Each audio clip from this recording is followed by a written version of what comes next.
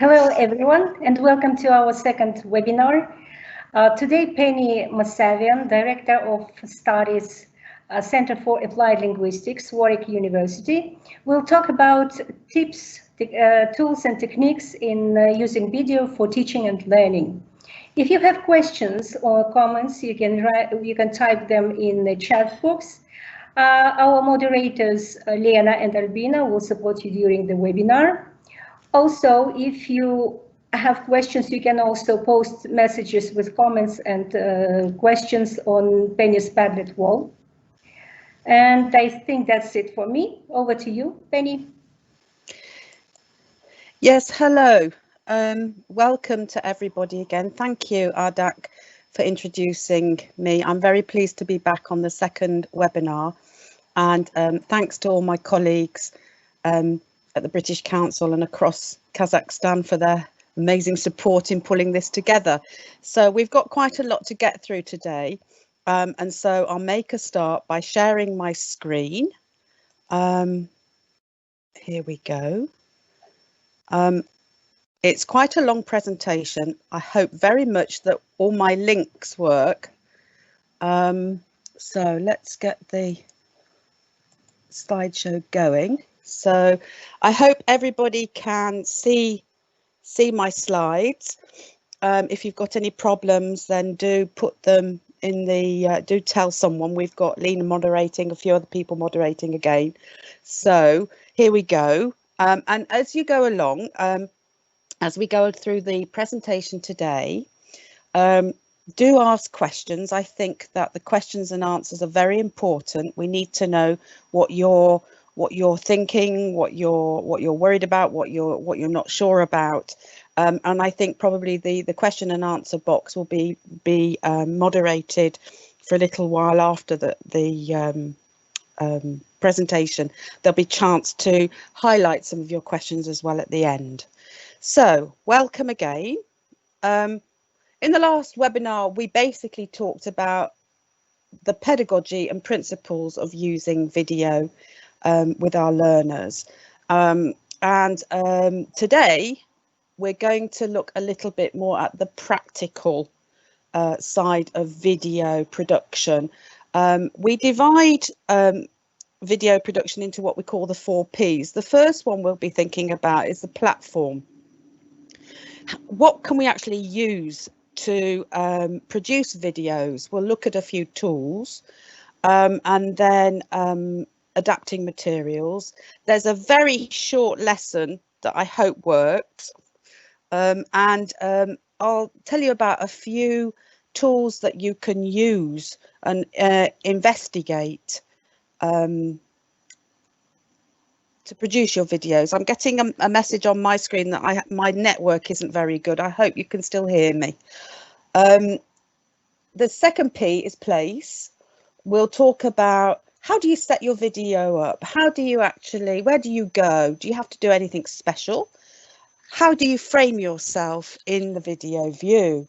And we'll take a brief look at lighting and sound considerations.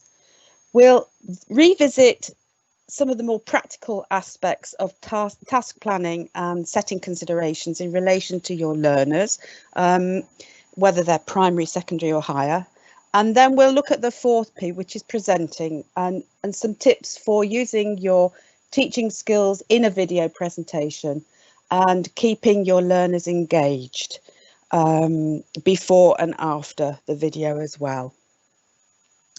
We will also go through a lot of practical matters.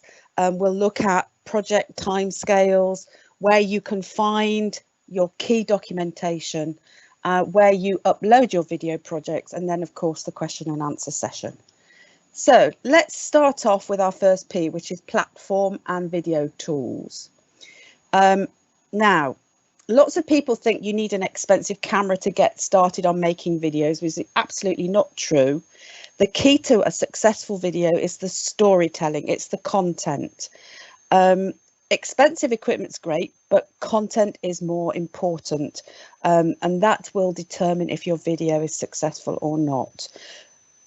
So what equipment do you need? You don't need expensive equipment at all to shoot great videos. You can use a cell phone, or as we call it, a mobile phone, any digital camera, or a laptop camera. And I think probably for all of us, the two there that is going to speak out are the cell phone and the laptop camera. Those are the ones that are most easily to hand, and they're perfectly fine. Now, cell phones are great.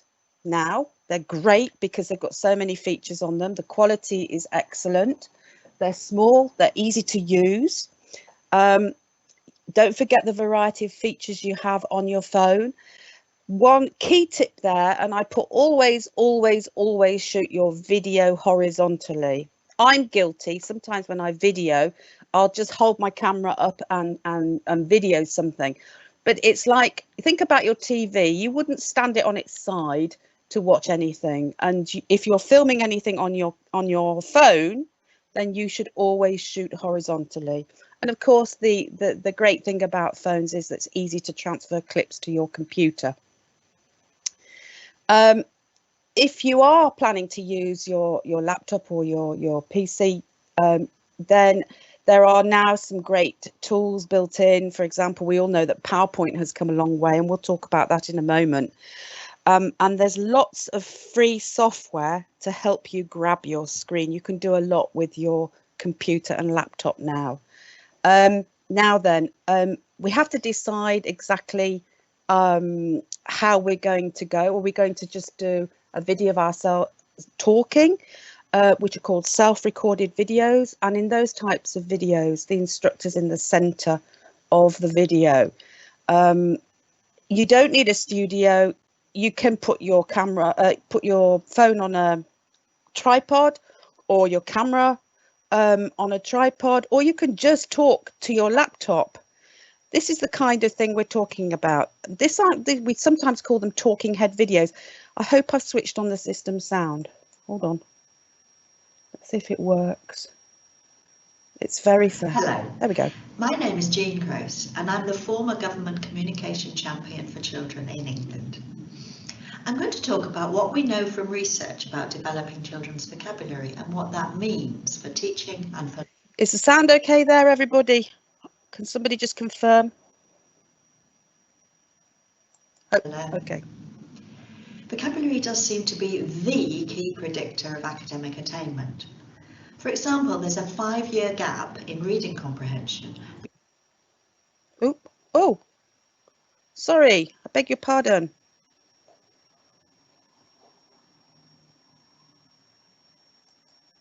Between teenagers who had a good vocabulary at age 6 and those with limited vocabulary. Vocabulary at age 13 is a better predictor of success in GCSE English literature and maths than is pupil disadvantage. And children's long-term life chances are influenced too. Children with poor vocabularies at age 5 were found to be twice as likely to be unemployed in their 30s and 1.5 times more likely to have mental health difficulties than those with a good vocabulary. And that's... Okay, so I'm going to leave Jean there talking about children's vocabulary development. If you're interested in what she's talking about, you will be able to watch the video in the PowerPoint, because I'll share the PowerPoint with everybody. But if we just look at Jean's technique there, it's very nice. She's been quite clever. She's got good lighting. She's kept her background very simple with a plant. She's talking directly to the camera, and that's a really hard thing to do when you're recording for teaching. You have to, I mean, we can't really memorize everything we need to say, but if you look closely at what Jean's doing, she's clearly reading off a script that she's positioned so that it looks like she is actually talking to you in the video. And that's something that takes a little practice. Screencasting is another option. Screencast is a digital recording of computer screen output, and this is very popular now because this is what most people do. You might need to include documents, materials, or you might simply want to narrate something. So you can use a special software to record your screen. They're very easy to use, and they're very often free. So lots of people choose to use a screencasting tool. There's lots of free tools available if you look. This is a very well-known tool, Screencast-O-Matic. You can actually go to their site, and if you look here, you could actually launch the free recorder. You don't need to sign up, and you could try recording your screen with Screencast-O-Matic just as an experiment. But you can set up an account to have the basic functions for free. And it's not that expensive to subscribe. I'm not suggesting you should do that, but it's worth checking out. Lots of people use this tool. I'm hoping this works as well. It's a very brief overview of how Screencast-O-Matic works. Does it work? Oh, crikey, it's not going to work, is it? Doesn't like it. Well, there we go. Yes, it does. Here we go.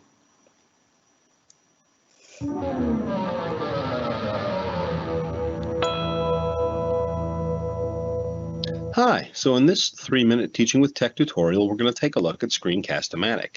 Screencasting is a powerful instructional application that allows you to record whatever you're doing on your screen and narrate over it. And Screencast-O-Matic is one of the best free tools that's been out there for this for a long time. Works on your Mac, works on Windows, and you just come out to Screencast-O-Matic. So you see the Screencast-O-Matic.com, and you may have to work through a little install work. It may complain that Java needs to be updated. So if you have a challenge with that, you might need somebody a little extra techie to help you. And once you get up and running, then you can just come out here and click this Start Recording. Record screencast, and it's going to load. You may get a prompt telling you that you have to agree with something, and we're waiting now, and here comes the recorder. So here's the record application, and it's telling me I can go ahead and record the screen, I can record a webcam, I can record both. Very powerful functionality for free. Screencast-O-Matic, the free version, is limited to 15 minutes, and there's no editing capability, but it's only $15 a year. I mean, how affordable is that to get to the first professional version level where you do get editing capabilities and you have unlimited time? So for this example, I've gone out to the American Museum of Natural History website just to give some kind of example of something we might want to record. I mean, you can bring up documents, you can bring up applications, anything you can show on your screen you can record. And then I've got screen set here, and then I want to come down and I want to hit the record button. And where did that go? It's all the way down here, down the bottom of the screen. I'm going to hit record, and now I am recording. And so perhaps I'm telling my students about the Hayden Planetarium. Maybe we're going to take a trip there, so we're learning a little bit about it ahead of time. Or, you know, I can click through to anything, and as you see what's happening on my screen, the mouse movements, everything is coming up. And if I were to bring up a document or whatever, it's whatever's on your screen. And then when you're done with a bit, you just go to come down here and hit this little pause button, and then you can tell that you're done. And it allows you to see what you did, and you can redo it here, or you can go ahead and say, I want to save this as a video file, and an MP4 is fine. So when I hit publish, it's going to go through a little process, and if I recorded a long video, it's going to take much longer to do this. And when it finished, it saved it to my desktop. There it is up there on my desktop. It's really that simple. You now have a screencast, and there are also settings that will allow you to publish it to YouTube. Of course, then you have to have a YouTube channel and have some familiarity with that. And that's the basics. So really powerful, really straightforward once you get it installed. Let me also just point out the help function here. So if you click on help, you're getting different tools that help you. Great help available here. So don't hesitate to use those to show you how to do things and how to do them well. And you know, everything: download, publish, save, all these different functions. So take advantage of the help, and you'll be screencasting in no time. Okay, so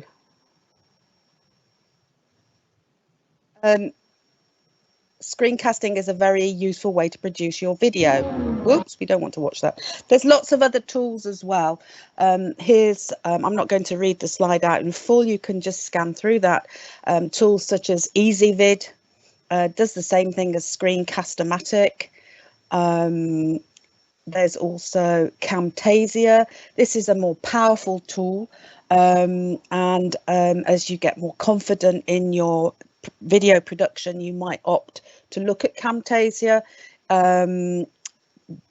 Just like the others, you can upload your videos straight to YouTube, Vimeo, Facebook, and Screencast, and try it for free. So they're all worth looking at, slightly different in their operation. It just depends what you prefer to do, what you find simpler and easier. Of course, there are additional options. You can record in Zoom, you can record in Teams, and I think I'm right in saying that now Google Meets have now introduced a recording tool as well. There's lots of things for you to have a look at, and all the links are in this presentation for you to take a look at to see if there's anything that you feel would interest you. So do have a look, do visit and have a look and see what you think.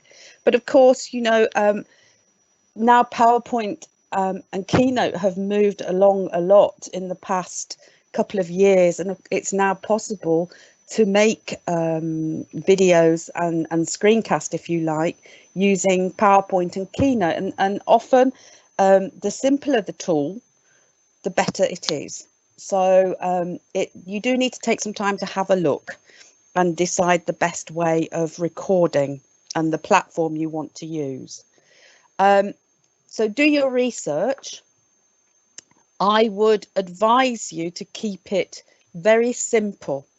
It's easy to get lost in all the what I call the whistles and bells of screen recording, and you think, oh, that's great, you know, I want to be able to fade in and fade out, or whiz in and whiz out, but for the purposes of the project, I think keeping it simple is the best idea.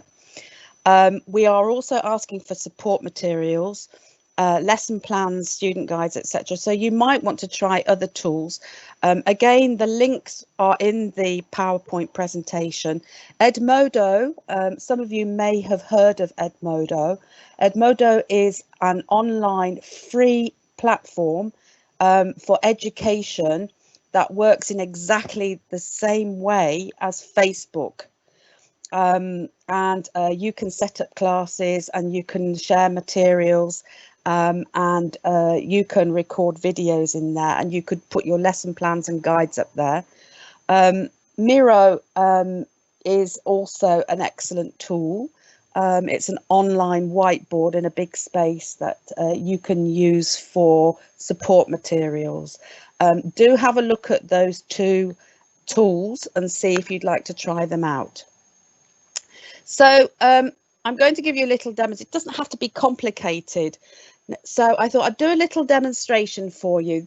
I actually recorded this video in QuickTime, which is a tool incorporated on it's on a MacBook actually. I think it's also on Microsoft machines as well. I did this yesterday. It literally took me about 3 minutes. I'm hoping the video works. Okay. Hello students, welcome to today's lesson, which is about spelling. I'd like you to have a look at the poem on that side of the page. It's called Spell Checking. Let me read it for you so you can hear pronunciation. I have a spelling checker. It came with my PC. It plainly marks for my review mistakes I cannot see. I've run this poem through it. I'm sure you're pleased to know it's letter perfect in its way. My checker told me so. I hope you enjoyed the poem. Look carefully at the words. Can you see anything wrong? What I want you to do now is to stop this video, to take out your mobile phones and to scan the QR code underneath my video. and visit the Padlet where you will see the poem again, and I would like you to add your corrections. So when you go to the Padlet, you click on the pink plus in the bottom right hand corner and you write the correct version of the poem. I'll see you in the Padlet. Okay, so my students now will scan the code if they can, or I've given them a link. Now I don't know what's going to happen if I click on that link now, whether or not I'll lose my PowerPoint presentation. Let's see what happens.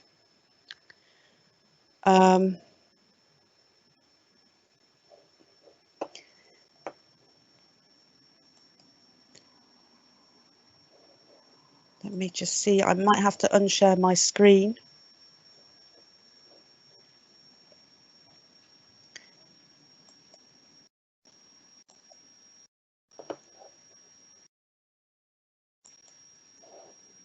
So if we go over to my Padlet now,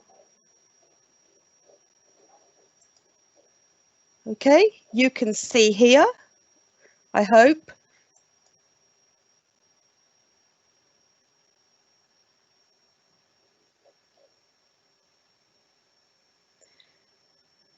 Okay, doesn't like it.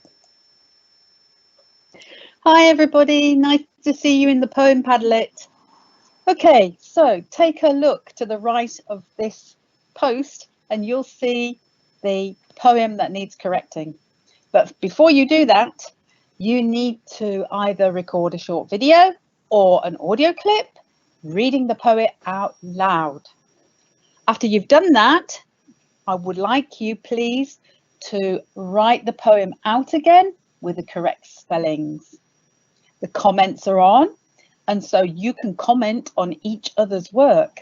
Please do. Good luck. Okay. So you can see there that I've directed students through a very simple video to do an exercise on spelling. They've also had the chance to listen. They will also have the chance to write and read. So I've integrated all 4 skills into a short, simple exercise. It literally took me 5 minutes to do that. And it's very powerful, I think. Do try those tools out. On your computers, on your phones, have a look at Padlet. We've got a shared Padlet anyway. It's very simple to do, easy to access, and doesn't need a lot of computer skills. So if I go back to my, if I can just go back to my, okay, just a minute. Just bear with me. I'd like to share my presentation with you again. Okay, you can see that. Again, you'll be able to access this through the PowerPoint slides. So this is just another tool that you might want to consider. Within our videos, we also have to think about how we're going to assess our students and test them. This is another tool that you might want to check out that comes highly recommended by a colleague, Teacher Tools. These are basically just links for you to look at and investigate for yourself to see what works in your context. There's almost too much to choose from now, and this has kind of all come about because of the way that we're required to work nowadays, where we're looking for to move teaching online. So I hope you'll have fun looking at tools, and I also hope you'll share what you find in our Padlet, on our Padlet wall. So 2 other resources that I recommend very highly. They're both colleagues. I won't click on those links now because they'll take us out of the presentation again. Russell Stannard, and Nick Peachy are both world-renowned experts in the field of educational technology. with a specific focus on English language teaching. So, and that's very relevant for you. Do check out their websites and their resources, not just for video production, but also for using technology generally in teaching. They're hugely respected and very, very proactive. So they are very helpful resources and very good colleagues to get to know well. Moving on to the second P, we're looking at place. Choosing the right environment for your video doesn't have to be complicated. And this lady explains it very well. So we're going to listen to her telling you about how to make your videos look more professional.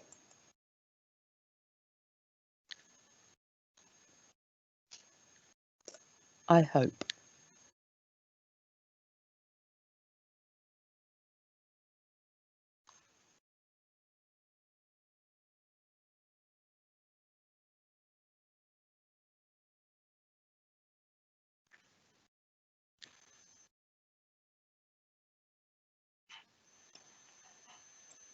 The sound is muted.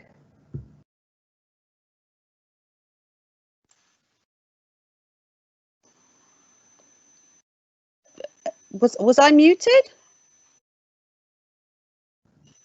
No, I think the sound of the video is muted.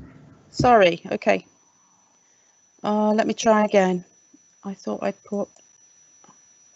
Sorry.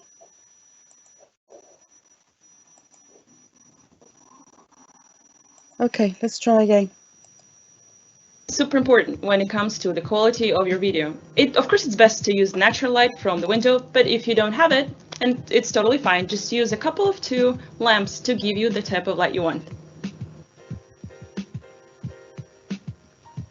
Tip number 2, use a clean background, because nothing looks less professional than a messy or abstracted background, so make sure you're using clean, nice looking background. It can be a wall or a bedsheet or even just a piece of colored paper like I have here. Tip number 3, pay attention to your audio, because actually the quality of your audio is more important than the quality of your video or the visual. So it makes sense to invest into a microphone, and you can get a decent one for as low as $50. Tip number 4, avoid shaky footage, because shaky footage can make any video look less professional, and it can make your viewers feel seasick too. Just make sure you're using a tripod, or if you don't have one, just put your camera on a sturdy surface. Tip number 5, understand the rule of thirds, which means instead of placing your object or a person right in the middle of the frame, try move it either her or him to one of the sides. This will kind of give your videos and footage more depth and air. Oh, tip number 6, use your phone for shooting. There are a couple of things to keep in mind though when you're using the phone to make your videos. It's important to use it not in the vertical mode, but in the landscape mode instead. And besides, it also makes sense to use this camera, not this one, for making selfies.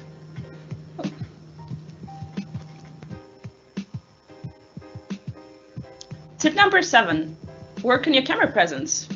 If you want to look more natural on camera, try to smile and use a calm body language and slow down slightly when you speak.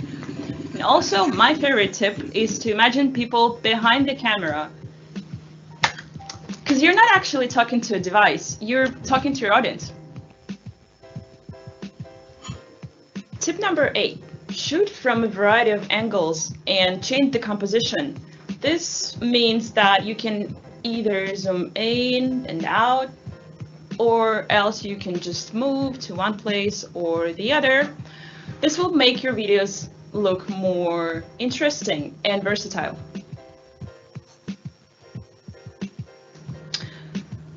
While my video is rendering, here comes tip number 9. Choose great video editing software, because good software can turn your raw footage into something really awesome. Here's my choice. Tip number 10, keep your editing simple. So you can add text, you can add music, and transitions to your footage to make it look even greater. Tip number 11, plan your videos in advance. Write a script, get that storyboard done, and dress up for the show. Tip number 12, brand your videos. Add your logo to let people know whose video exactly it is and that it's nothing short of being professional. Okay, so there was actually a few more tips there other than place, but it's a good summary on how to make a good video. And the last point on branding, rather than brand it, we also have to remember that you're going to be using British Council resources, and it's very good to be able to reference those in your video as well. You should be doing that. And we'll talk a little bit more about that shortly. So, okay, I don't know what's happening here. I'm sorry if there were sound problems there. Okay, right, I'm clicking on my slide and nothing is happening. Oh, just bear with me. I'm having network issues. I don't know why my slide won't go forward. Okay, there we go. Virtual backgrounds. Okay, lots of you will be working with Zoom and Teams to record, and they offer the options of using virtual backgrounds, but I think we've heard a couple of times already through our presentation today, it's important to keep things simple. Try not to distract your students. They're great fun virtual backgrounds, but try to keep your teaching aims in mind. It's now possible in Zoom to present as a talking potato. I don't think that's very advisable. It's amusing. It might work with younger learners, but try to keep everything simple. Okay, and of course, Olga referred to graphics and music. Great sites for getting hold of royalty-free pictures where you don't have to acknowledge the person who's produced them. There's a couple of links there for you to look at, and so you can use pictures freely from there if you need something to illustrate a language point. And also in music as well, there's a couple of links there that you can use in your video. Remember that if you use resources, it's best to look for royalty-free materials, because if anybody sees it and they recognize it as theirs, then there can be a lot of problems. Even to the point where I've put something up on Facebook and Facebook have muted my work because I've used a song that belongs to somebody else. So you have to be a little bit careful, a bit mindful of the copyright and royalty free usage. Oops, that's just a bit of music. And of course, we're going to be using British Council materials. And there are the links again. Please ensure you reference those British Council materials where appropriate. Okay, so just a review of preparation with video and task design too.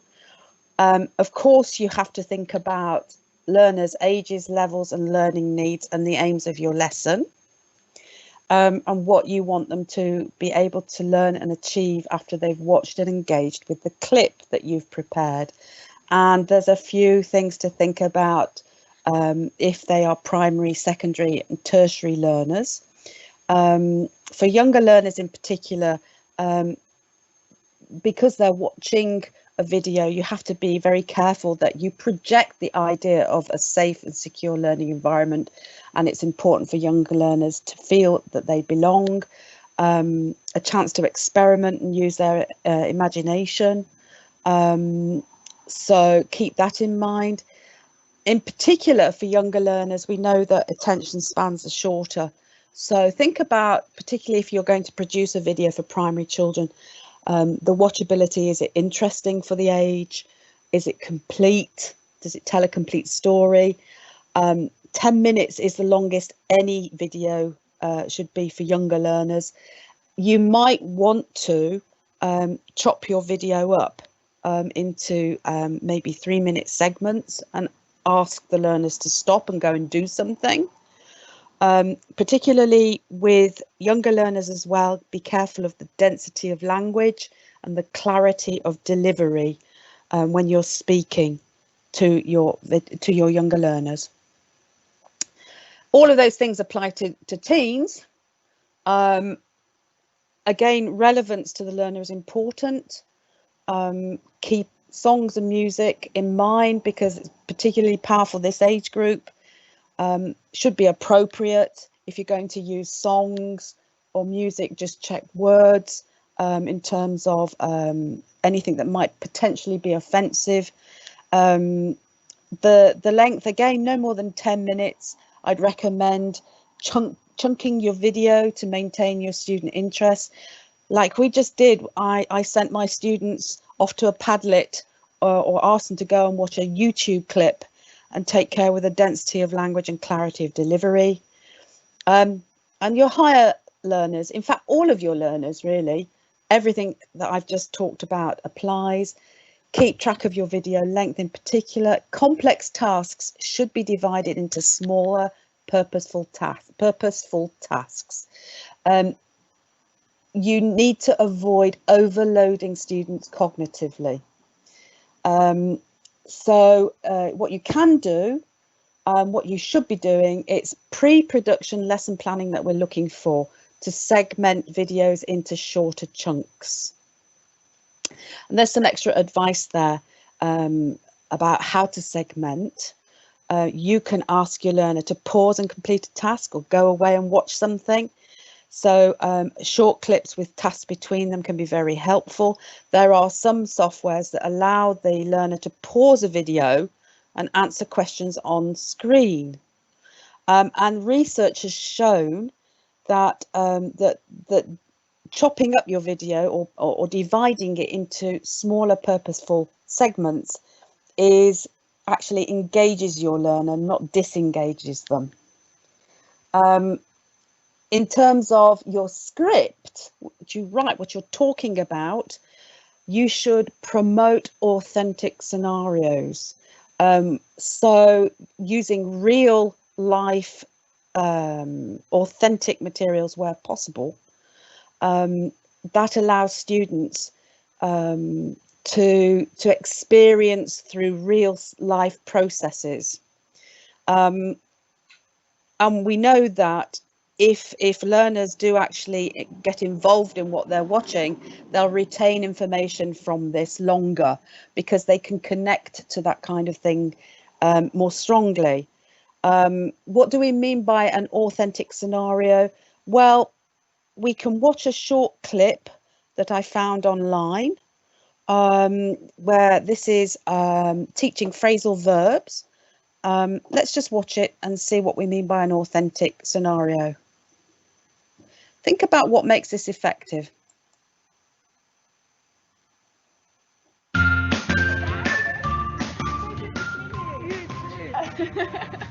This is my friend Anna. We haven't seen each other in a while, so we're just going to have a coffee and catch up. Yeah.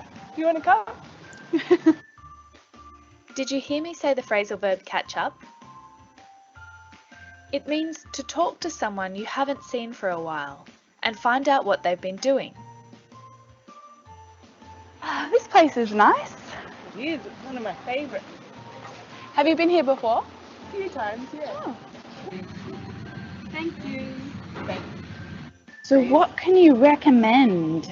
Well, usually I like the nasi lemak. That's delicious. And they do really good coffee and smoothies.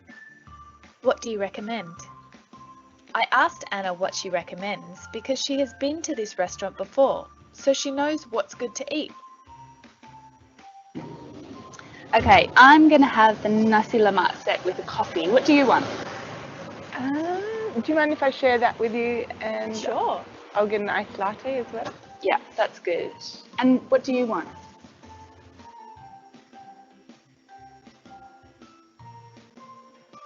Can you think of an answer? The grammatically correct way to answer that question is, I want an iced latte. I want an iced latte. But in real life, Native English speakers use a few different verbs when they're in a cafe or a restaurant. In this context, they all have the same or very similar meanings. So you might hear, I want an iced latte. I'll have an orange juice. I'll take a peppermint tea. I'll get a pineapple smoothie. Let's order. And it's my shout. I'm getting. Are you sure? Yes. You got the last one. Thanks, Tim. It's my shout. I'm getting this. Here, I'm telling Anna that I want to pay for her meal. This is my shout, and I'm getting this, or I'll get this, are informal ways of offering to pay the bill for someone. And it's my shout. I'm getting. Are you sure? Yes. You got the last one. Thanks, Tim. Are you sure you want to buy my lunch? Anna is politely checking that I'm happy to pay the bill.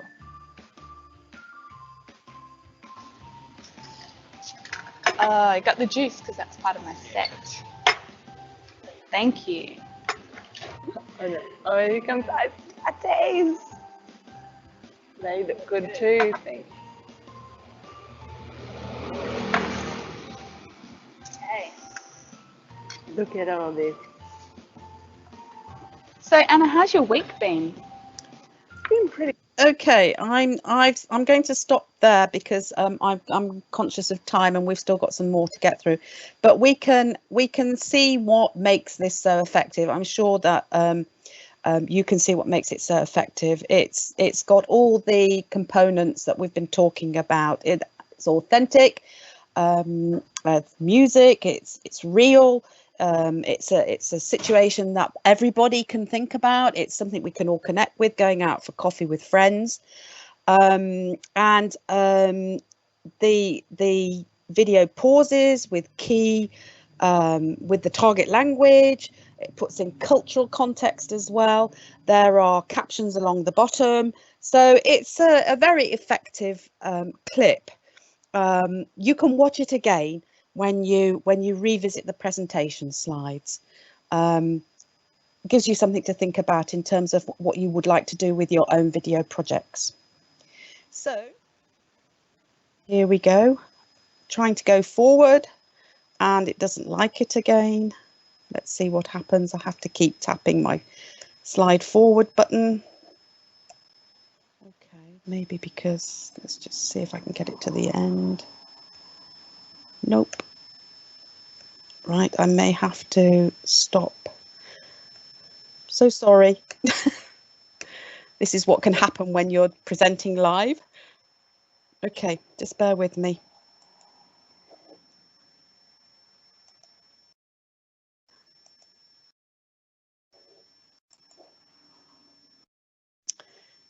Just a second.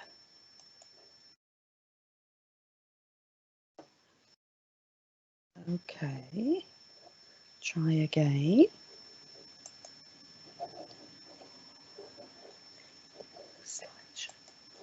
So sorry.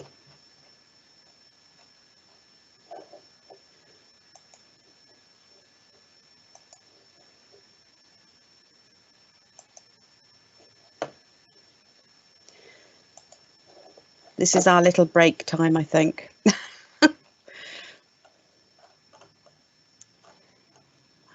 It doesn't, right, slideshow from current slide. Okay.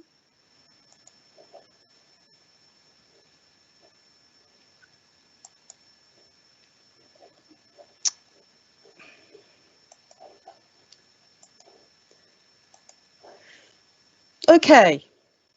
So one of the key features of the previous clip as well helped us to feel connected with the presenters, and so creating videos with a personal feel is really important. We know from research that deeper understanding occurs from presentations when the narration is delivered in conversational rather than a formal style. That conversational style encourages a sense of social partnership, and it's something to be encouraged. Also be careful of your speed of delivery. In the previous tips, Olga suggested slowing down. Now, videos where instructors speak reasonably fast and with enthusiasm are more engaging, and it can be tempting, especially if you're making a video for lower level learners, to slow down and speak very clearly and slowly. But you have to think, for a 10-minute video, that would be very tiring. Your listeners, your viewers would become very bored. So it's good to speak clearly and at a good pace, and to be very enthusiastic. Okay, you need to ensure in your videos that you direct your learners' attention to what you want them to do, to the video content. Cueing is the use of keywords and phrases that highlight the critical information shared in the video. There are some tips about cueing there, which I won't read one by one. I would ask you to come back to the PowerPoint and look at this slide in particular, because this gives you some helpful practical advice about cueing your learners to the right places, to what you actually want them to do, and help them make that easier for them. Signaling as well includes changes in colours, contrast, highlighting, that's in bright pink. Again, come back to the presentation and have a look at the tips. Cueing and signalling are important to help you retain and direct your learners' attention. It's okay to talk to a screen, to the camera. Think back to the video clip. The cueing and signalling were put into separate slides of the phrasal verbs and were made very clear to the viewer what the language target was. So when you guide your viewers' attention, you're targeting and promoting particular elements of the video that help in the memory processing procedure. Narrative, textual animation, explanations are good to include. Deeper learning occurs from animation and narration than from animation, narration, and on-screen text. Think back to our video clip again of the real experience, the two ladies having coffee. The actual conversation was interspersed with the target language. If we put it all together, we can overload our learners. So people who design learning videos prefer to explain phenomena orally than textually, and separate them out if possible. Because if we put all of those things in together on one screen, it can be a little bit difficult for learners to process. So there's some extra help there about signaling. Combine either animation with narration or animation with on-screen text.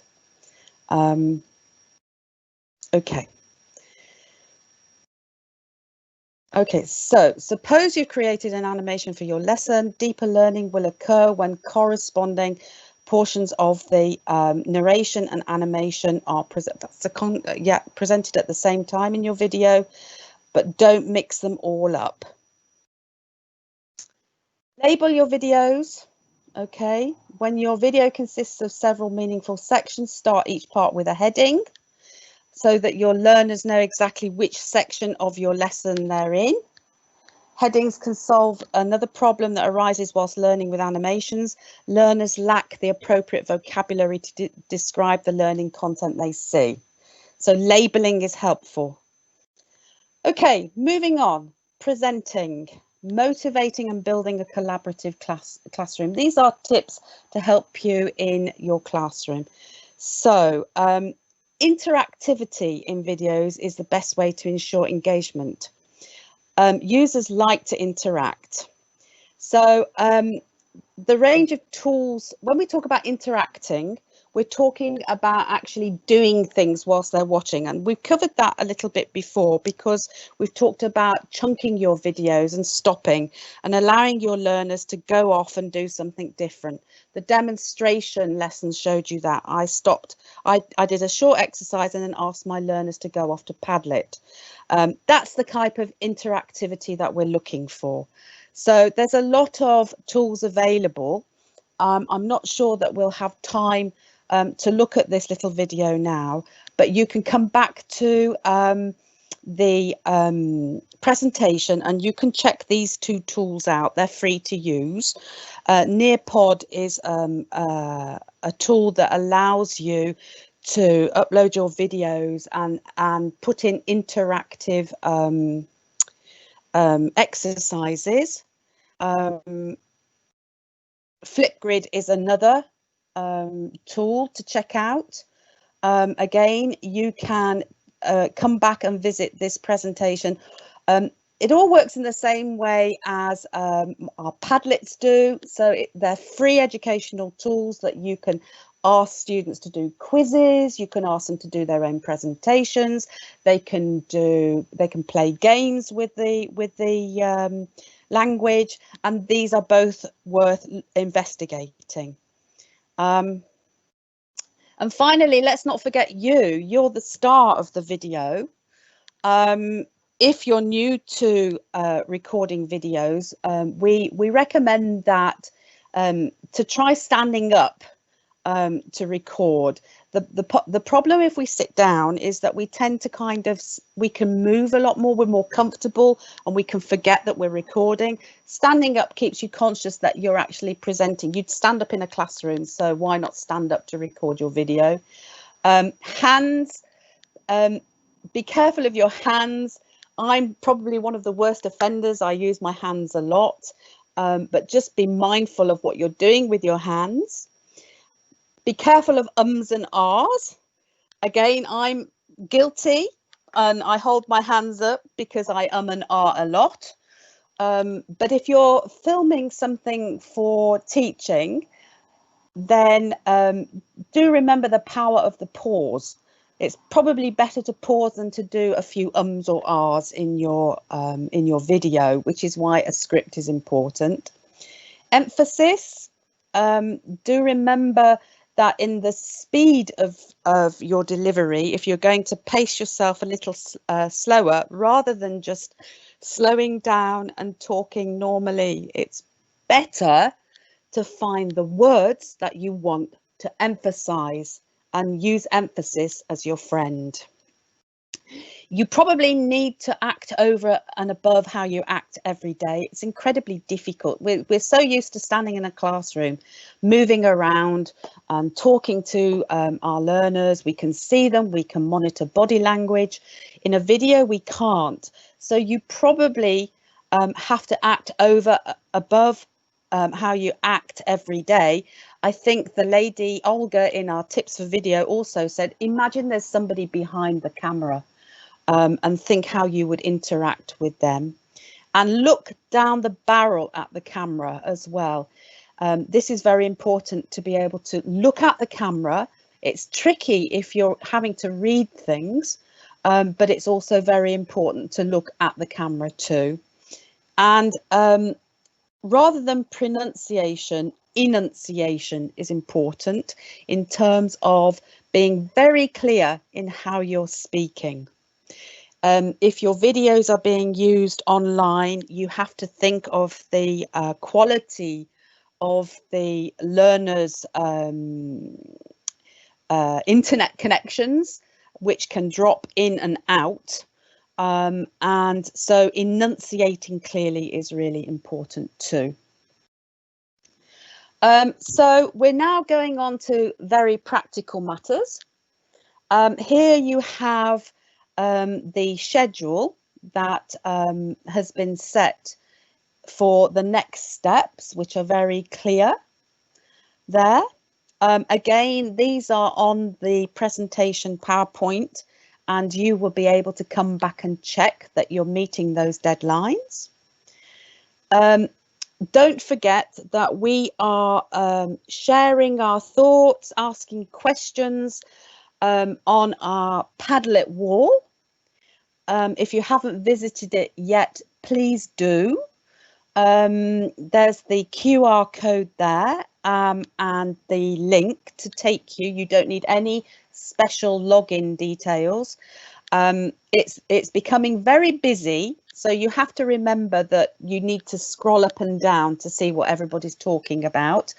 It's worth a visit because a lot of key documentation is on that page too. So the lesson plan template, some video criteria, what you should be thinking about with a checklist. The slides of webinar 1 are there, and the link, I think, to the first webinar is there. Lots of teachers are getting very busy, and some teachers have even set up their own Padlets, which is absolutely fantastic. So we're looking at the Padlets and seeing and enjoying those.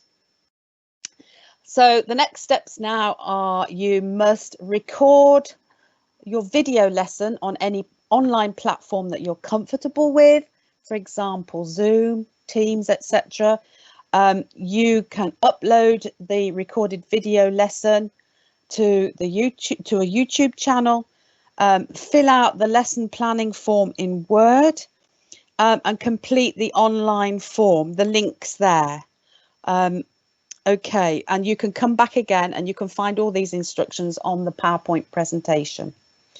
So from my point, I'll wish you lots of luck with your projects and happy filming. Do ask questions if you have to on the Padlet wall. And now we'll go to questions. Thank you very much.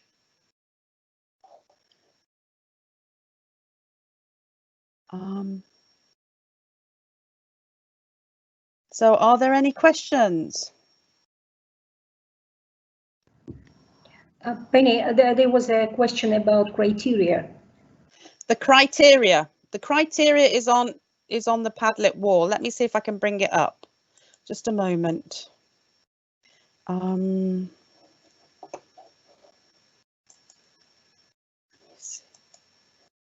you see that?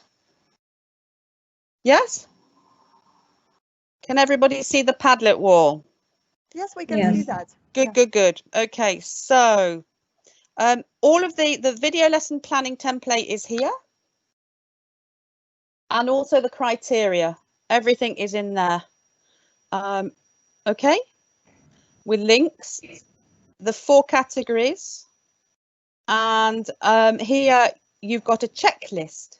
Can you see it? Yes. Good. So you can, the criteria is here, yeah? Yeah. And this gives you full information about the four areas that we'll be looking at, 4 areas of importance that you can read. You can download it, obviously, and read it. So it talks about content, your instructional planning, which is divided into analysis of what you're going to do, the design. You need to design your video store, set clear learning objectives, how you're going to develop it. You've got to write a plan, and technical considerations and any supplemental materials. Is that okay? And you can find that here in the Padlet wall. And there are some guiding questions as well to help you when you're planning your lesson. And then video that links you to the resources you need to use. There's a first webinar and there's a lesson template. Okay, hope that answers the question. Anything else? We have some, first of all, we have some comments about the tools that teachers are using. So we got a lot of positive responses about these screencasting tools that you talked about. Okay. And Lilia said she uses Camtasia and recommends it. Fantastic, thank you. And then Ekaterina says Bandicam is her choice that she uses. And then Janar says Fast Tone Capture is another one. Okay, that's great. If there's so many tools, you have to find the one that works for you. You know, they're just suggestions. Screencast-O-Matic's very popular because you can just go to Screencast-O-Matic and click on the link and record your screen. But there's lots of other things. If they'd like to share those tools on the Padlet wall with a link, then that would be great. Yeah, that's a great idea. Yeah. Yeah. If you want to put them, you know, you can go up and you can just, if you, it's very easy to post. So you just go down to and find the little pink circle with the plus, and you can add a link, you can add a comment, anything there, and it'd be great to share those. Thank you. Yeah, and also about other tools, like for example Miro, some teachers are already using it. They're saying it's a great whiteboard tool that they can use in the lesson. Yeah. And then many teachers said that they really enjoyed watching the videos, the models that you provided.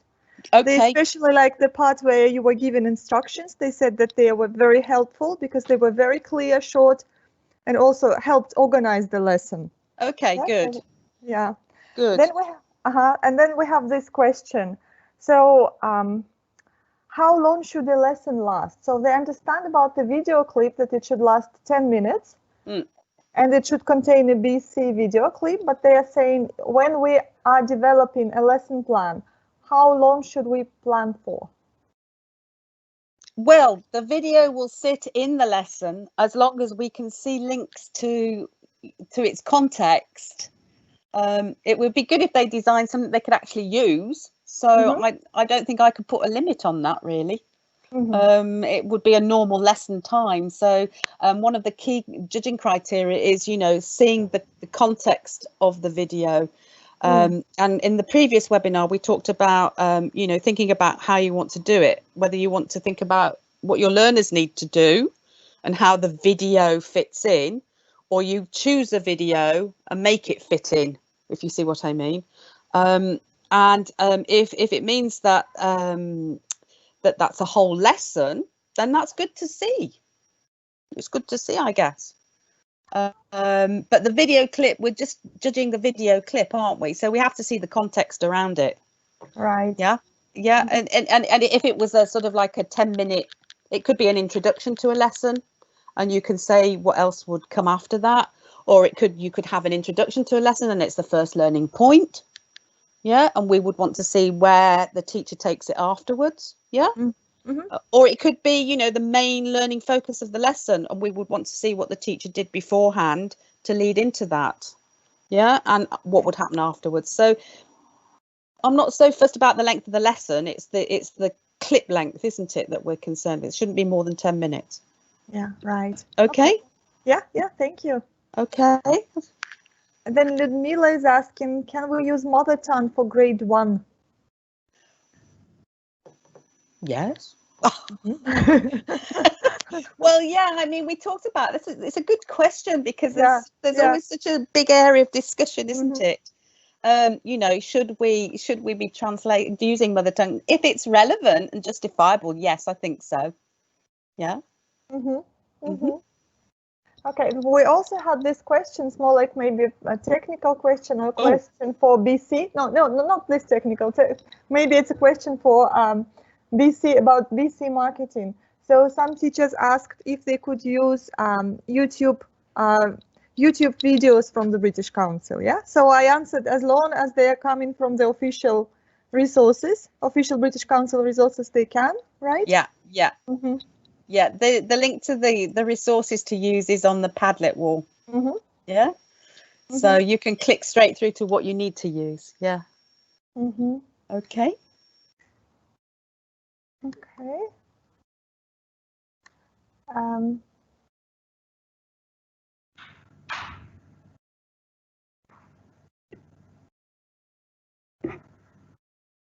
Okay, so we have a comment. Yeah, a comment now. So we just need the work focused around the video and enough time for students to understand. Yeah. Yes.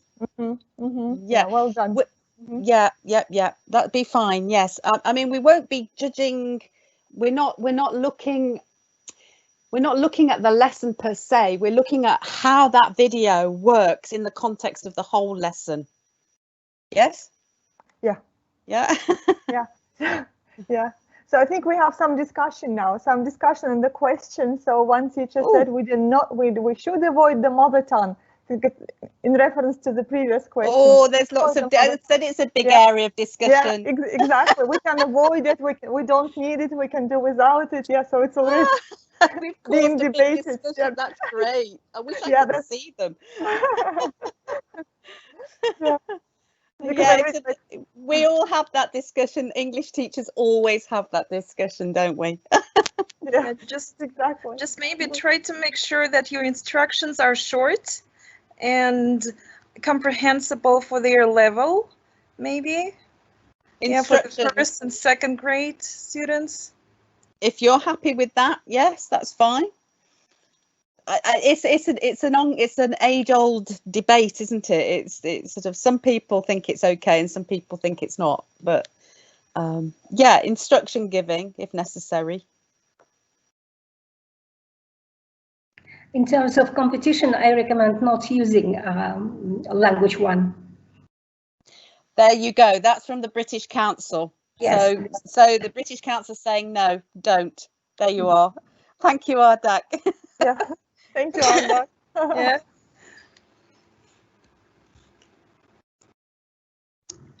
So we just try to use graded language for the first graders. Graded teacher modified language, very simple language for young learners. Sure.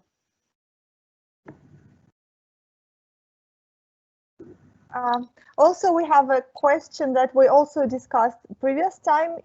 Is it possible to download the video clip from the British Council website? How can we do it?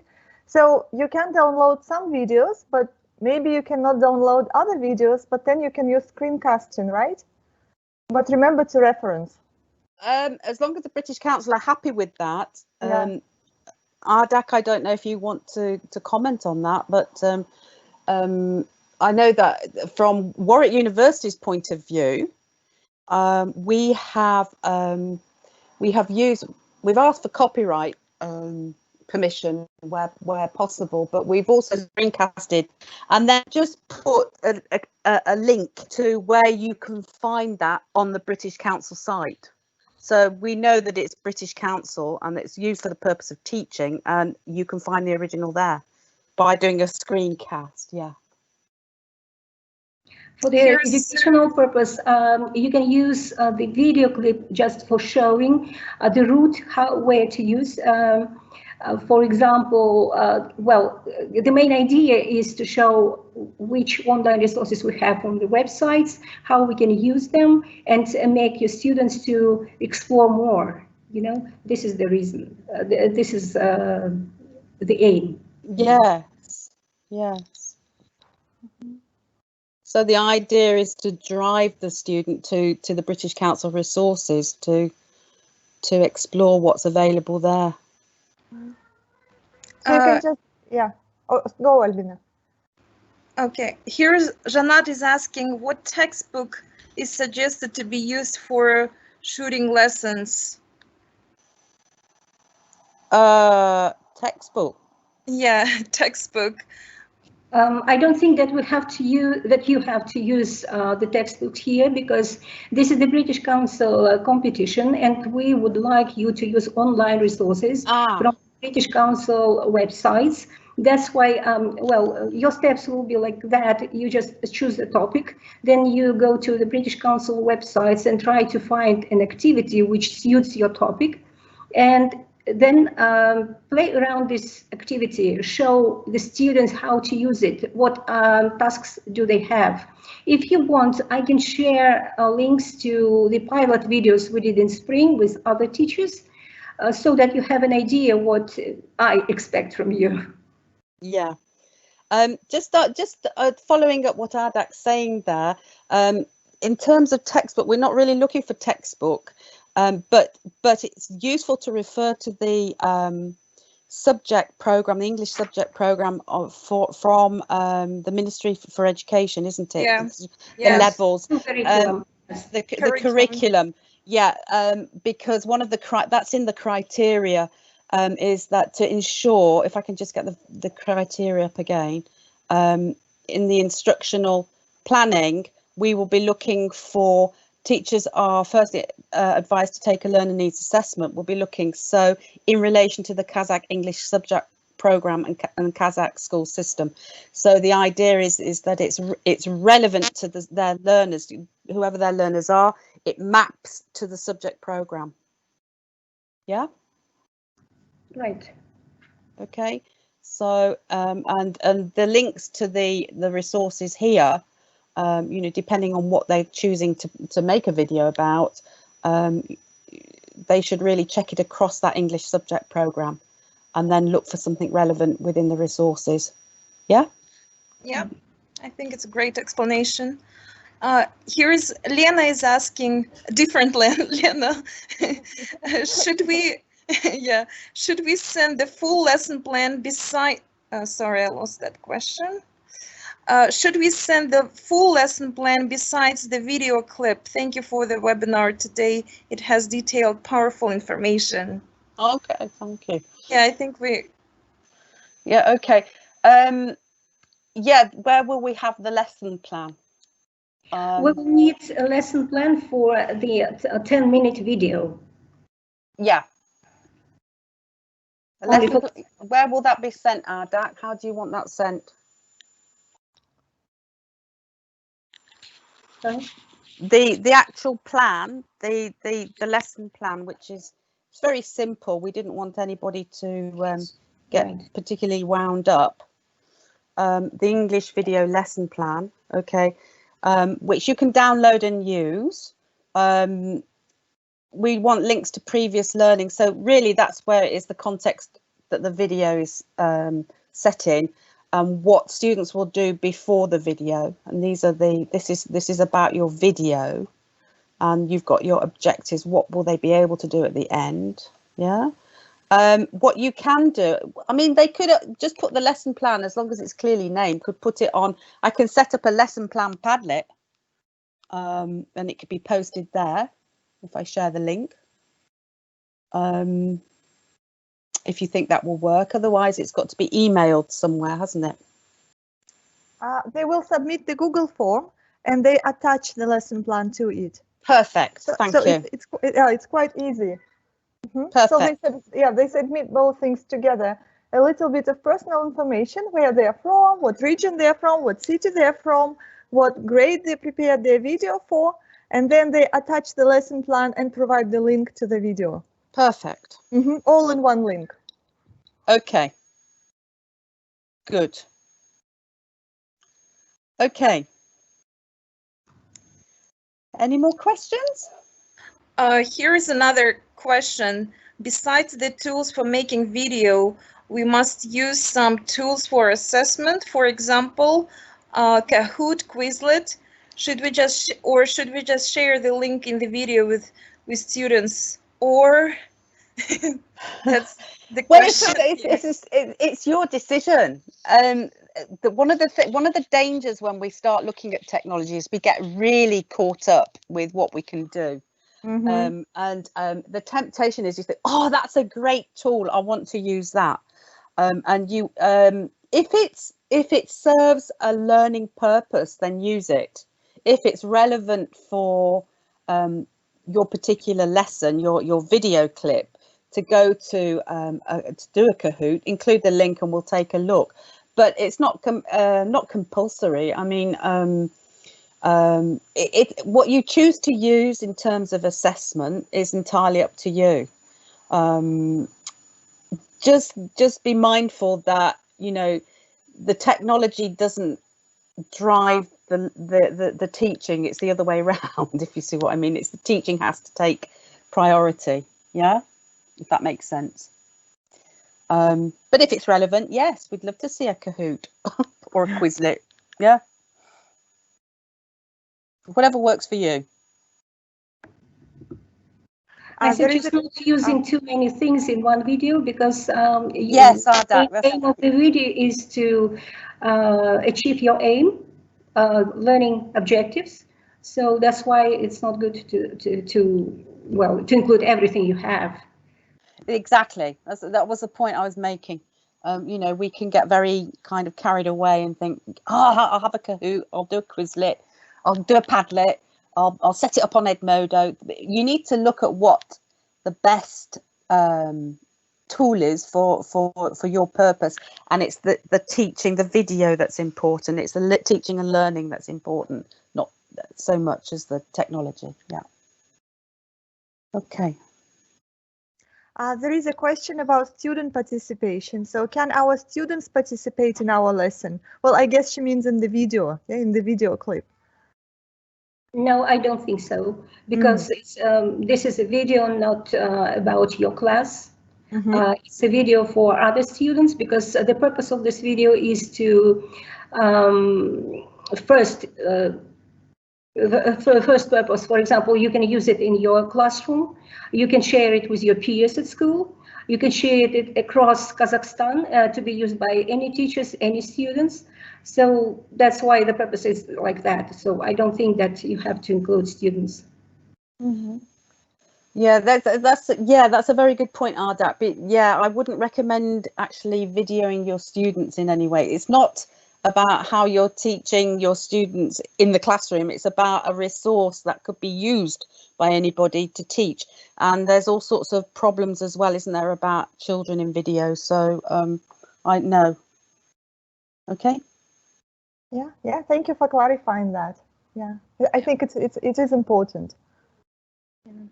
Okay. So I think we've come to the end. Yes. Yeah. Don't see any questions here. Do feel free to visit the Padlet wall, and if you've got any other questions that you want answering, you can quickly post a question there. We'll look forward to seeing you in Padlet. Don't forget to scroll down, because there's a lot of posts up there now. It's getting busy, so there'll be, oh look, there's some nice ones there. Yeah, so good. Ardak, here's just one last question. I think maybe you can respond to that question. Can one teacher submit more than one video lesson? No, one video for from one teacher. I'm sorry. Just choose the best version and send it. And then if you want to do more videos, you can do it later, maybe. Janat is asking, when is the deadline for video clip submission? It's in the PowerPoint. Yes, it's on the 22nd of August, and the submission will be closed on Friday of the 22nd of August, and then that's it from you. Okay, if you don't have any questions, then I just want to thank Penny for sharing so many interesting ideas and tools and techniques. It was really nice to see our moderators helping teachers.